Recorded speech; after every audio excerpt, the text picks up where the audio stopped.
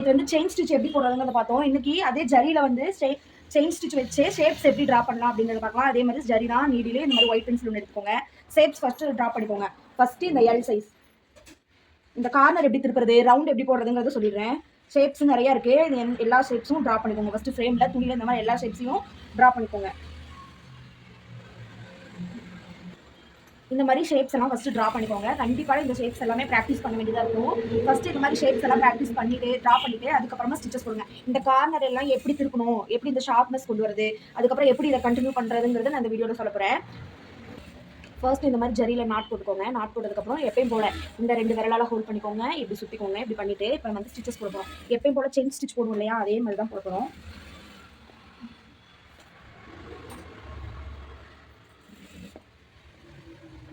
எப்பயும் chain stitch போடுற மாதிரியே நார்மலாக ரொம்ப பெருசும் இல்லாமல் ரொம்ப சின்னதும் இல்லாமல் அப்படியே கண்டினியூ பண்ணிக்குவாங்க.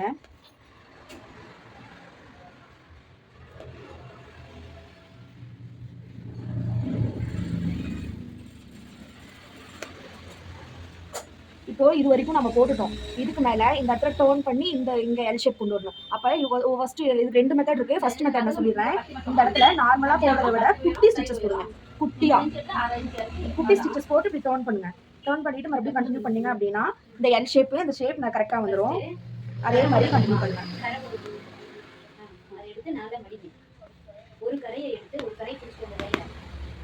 அவ்வளோதான். இதை ஃபினிஷ் பண்ணியாச்சு. இந்த இடத்துல பார்த்தீங்களா இந்த எல் ஷேப் இந்த கார்னர் பர்ஃபெக்டாக எல் வந்துருச்சு. இந்த மாதிரியும் டர்ன் பண்ணி கொடுக்கலாம். இதுக்கப்புறம் இதை என்ன போட்டுடலாம்.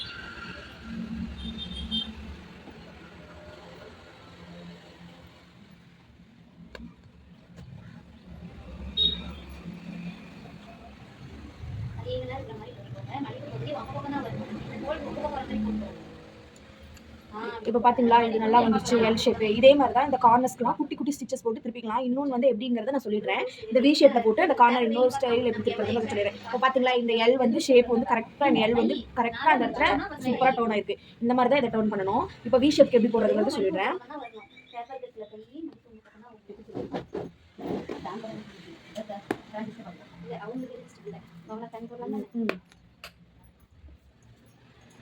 இப்போ இந்த இடத்துல எப்படி டர்ன் பண்றதுங்கிறத நான் சொல்லிடுறேன்.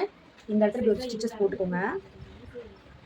செயின் ஸ்டிச் கொஞ்சம் சின்னதாகவே போடுங்க, ரொம்ப பெருசுப்படுத்தாதீங்க. இந்த மாதிரி போட்டு இந்த ஆப்போசிட் சைடு இங்கே நான் போட்டுட்டேன். இதுதான் இந்த ஆப்போசிட் சைடு இங்கே ஃபினிஷ் பண்ணியிருக்கோம். இந்த ஆப்போசிட் சைடில் லைட்டாக அப்படி டர்ன் பண்ணிக்கோங்க.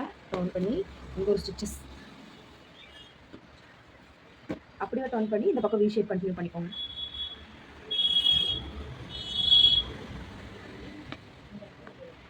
செயின் ஸ்டிச் வந்து குட்டி குட்டியாகவே போட்டு ட்ரை பண்ணுங்க. ரொம்ப பெருசாகவும் வேணாம், ரொம்ப சின்னதாகவும் வேணாம். இப்போ கரெக்டாக பார்த்தீங்களா இந்த இடத்துலையும் அந்த வி ஷேப் கரெக்டாக வந்துருச்சு. இங்கேயும் அந்த எல் ஷேப் வந்து இந்த கார்னர் கரெக்டாக வந்துருச்சு. இதுதான் 2 ஸ்டிச்சஸ். எப்படிங்கிறத நான் இன்னொரு டைம் சொல்கிறேன் பாருங்க.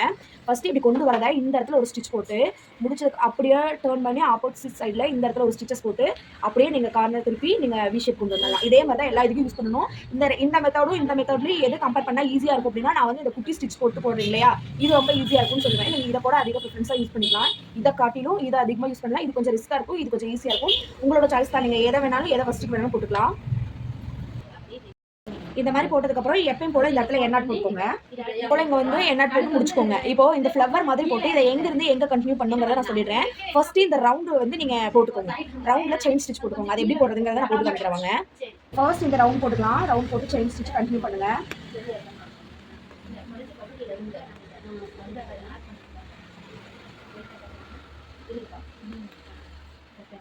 இப்படியே ரவுண்டெல்லாம் போட்டுக்கலாம்.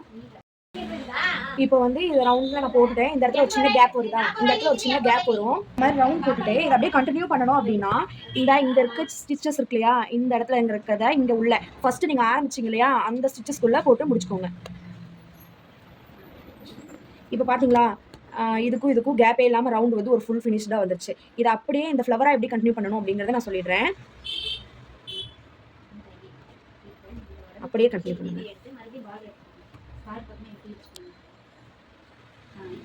அப்படியே கண்டினியூ பண்ணிக்கலாம்.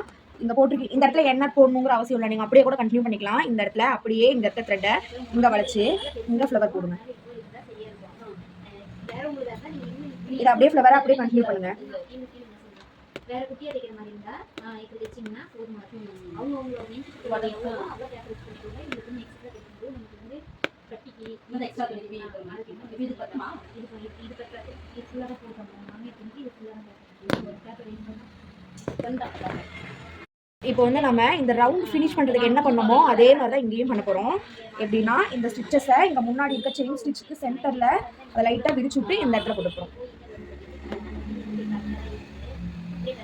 இந்த மாதிரி இப்போ பார்த்தீங்களா, இது வந்து அப்படியே லைன் ஃப்ளவர் ஃபுல்லாக கண்டினியூ ஆயிருக்கு. ரவுண்டுக்கும் எந்த கேப் இல்லை. இந்த ஃப்ளவர் அப்படியே கண்டினியூ பண்ணியிருப்போம். இந்த மாதிரி தான் பண்ணணும். எப்படிங்கிறத நான் சொல்கிறேன் பாருங்க. இப்போ இந்த ஃப்ளவர் இங்கேருந்து கண்டினியூ பண்ணணும். எப்படி இந்த இடத்துல இருந்தே இதோ பார்த்தீங்களா, இந்த செயின் ஸ்டிச் இருக்கு இல்லையா, இந்த செயின் ஸ்டிச்சுக்குள்ளே விட்டு இதை அப்படியே கண்டினியூ பண்ணிகிட்டே வந்து நீங்கள் இங்கே வரைக்கும் முடிச்சுட்டு இந்த இடத்துல இந்த செயின் ஸ்டிச்சுக்கு ரெண்டுக்கும் ஒரு கேப் இருக்கும்.